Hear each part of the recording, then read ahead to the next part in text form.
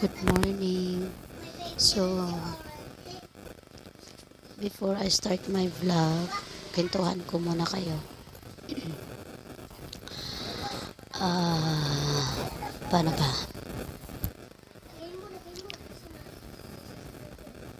Nung mga nakaraang buwan, ah, bago ko muna to sabihin, naramdaman ko sa may breast part ko na sobrang kati siya.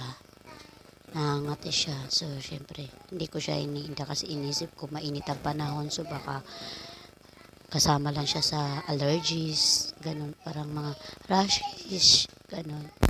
So, hindi ko alam na isa pala yun sa symptoms. Symptoms.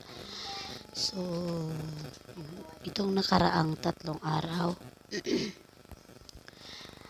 yung bunso ko kasi dumidede yan sa akin. Dumidede siya sa akin. So, nadiinan niya yung part na dito ko banda, nadiinan niya. So, parang naramdaman ko siya na sobrang sakit yung diin. Sabi ko, maliit naman yung baby ko. Actually, 1-year-old pa lang siya. So, hindi pa siya naglalakad. Tapos, dumidede pa siya sa akin. So, yun nga, nadiinan niya ako. Sabi ko, bakit parang ang sakit, ang kirot. Last 3 days yun. Ngayon. So, ngayon pang-4 na araw na to. Ngayon, kinaumagahan, kumikirot na siya. Sabi ko, bakit kaya masakit yung dito sa taas na to. Ito taas ng breast ko.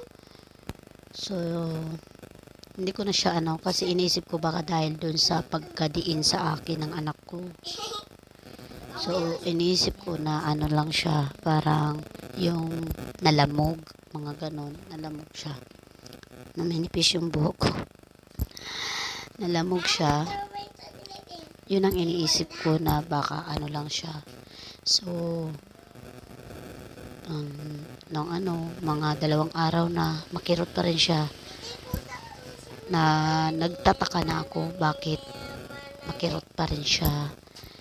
So, kinakapa ko siya, then suddenly may nakapa akong bukol nga. So, syempre, kinabahan ako, natakot ako. Yung lahat chinecheck ko, yung sa kabila wala akong may maramdaman, pero dito talaga sa left breast ko meron talaga, may nakakapa ako.